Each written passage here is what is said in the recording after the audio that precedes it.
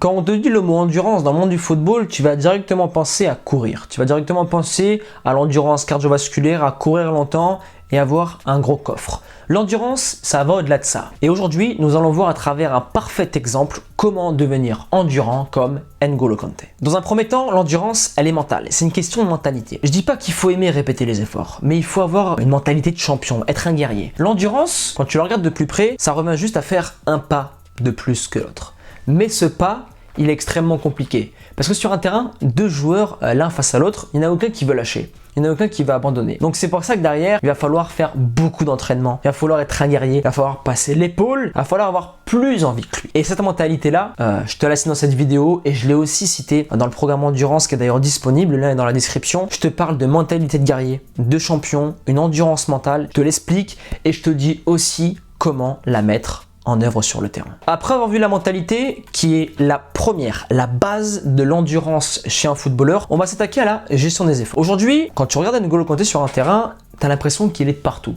Tout simplement parce qu'il est super bien placé. Quand il y a une passe qui va se faire, il a trottiné avant, il s'est déplacé et il a anticipé celle-ci. À droite, à gauche, devant, derrière et il est tout le temps bien placé. Et ce qui lui permet d'être très proche du ballon. Et lorsqu'un joueur est très proche du ballon, il est en mode économie d'énergie car il va pas faire des efforts de 80 mètres, de 70 mètres, non. Il va faire des petits efforts de 10 mètres. Il se replace, effort de 10 mètres. Et cela lui permet de gérer ses efforts tout en restant hyper productif dans les tacles, dans la récupération de balles et dans le pressing. Troisième point, il va te paraître assez bête, mais il est primordial. C'est ne pas fumer. Chicha, cigarette et je vais t'expliquer tout ça en une seule phrase. Lorsque tu es dans l'effort, ton cœur va pomper du sang pour envoyer de l'oxygène aux muscles.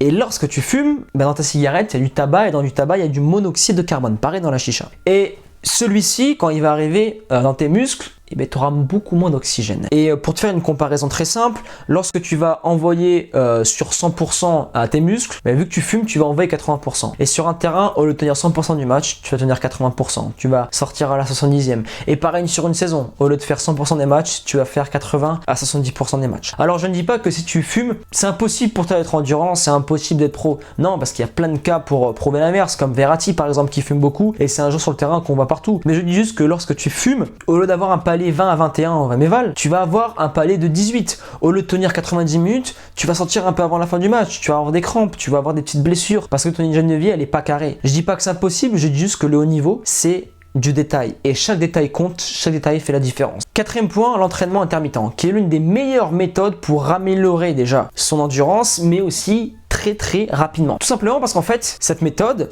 est très proche de celle que tu vas retrouver en match. C'est-à-dire qu'en match, tu vas répéter les efforts, tu vas avoir une fréquence cardiaque très élevée. C'est justement ce qu'on recherche dans l'entraînement en intermittent. Et d'ailleurs, dans le programme Endurance, j'ai intégré ces types d'exercices car ils sont extrêmement efficaces et je t'ai aussi expliqué à quoi ça servait, comment ça fonctionnait et aussi, mais j'ai innové parce que faire un 15-15, faire un 30-30, c'est chiant. Tu peux aussi le faire avec un vélo, tu peux aussi le faire avec un rameur, avec une corde en salle de sport, tu peux aussi dans ton entraînement intermittent, écoute ce que je te dis, c'est des idées que tu peux mettre en place. Tu peux faire ton 15-15 toute la distance, tu arrives au bout, tu peux rajouter des foulées bondissantes, des squats, là on rentre dans l'intermittent force. Donc tu as mis l'endurance mais aussi la force avec. Tu peux rajouter des jongles, de la technique, des appuis, de la coordination. Voilà comment tu peux innover et customiser cette méthode d'entraînement là, l'intermittent qui est super intéressante. Donc quatrième point, intermittent. Cinquième point, l'endurance musculaire. Celle-ci, tu peux la travailler avec des footings 45 à 1 heure ou sinon aussi en salle de sport avec des répétitions assez longues. Et je vais t'expliquer pourquoi. On va vulgariser les termes scientifiques et je vais essayer de te faire quelque chose,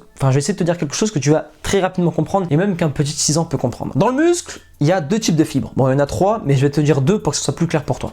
Il y a la fibre lente et la fibre rapide. Fibre rapide, c'est Usain Bolt. Tu vois, il est musclé, sur 100 mètres, il court, il est super fort. Fibre lente, c'est un marathonien. Et là, tu vois que musculairement, c'est différent, c'est très fin, mais leurs muscles, ils ont une résistance de malade, les mecs. Ils peuvent courir des heures et des heures sans se fatiguer. Nous, ce qu'on va rechercher pour être endurant, c'est des répétitions longues. Donc, comme je te l'ai dit, il y a du footing, mais aussi des répétitions en salle de sport qui vont de 20, 30, 40, 50, voire 70 répétitions. Tu fais 3, 4, 5 séries avec des temps de repos assez courts. Voilà ce que c'est l'endurance musculaire. Et aussi, tu peux la travailler avec des footings. Alors, pourquoi je te dis ça? Parce que le football, c'est un sport explosif. C'est beaucoup d'efforts et je te le répète souvent en vidéo. 80% des efforts en match, ça va être des efforts de moins de 6 secondes, tu te rends compte? Mais sauf que tu vas toujours être en activité. Et là, on rentre dans l'aérobie, donc dans l'endurance fondamentale. Et si celle-ci, cette fibre lente, tu la travailles pas, sur le terrain, tu vas vite être tétanisé au niveau de tes cuisses et tu vas pas répéter les efforts. Et là, je peux te dire que tu vas vite perdre ta place et c'est un autre qui va te la prendre. Alors, musculairement, il faut que tu saches répéter les efforts et c'est là où on part sur des séries longues en salle de sport ou encore des sorties longues en footing. Enfin, sixième et dernier point, c'est le carburant et c'est la chose, enfin, c'est l'une des choses les plus importantes. Tu peux avoir une super Ferrari. Si elle est vide, pas d'essence, elle va jamais avancer. Toi, c'est la même chose. Et ton corps, le principal substrat qu'il va utiliser pour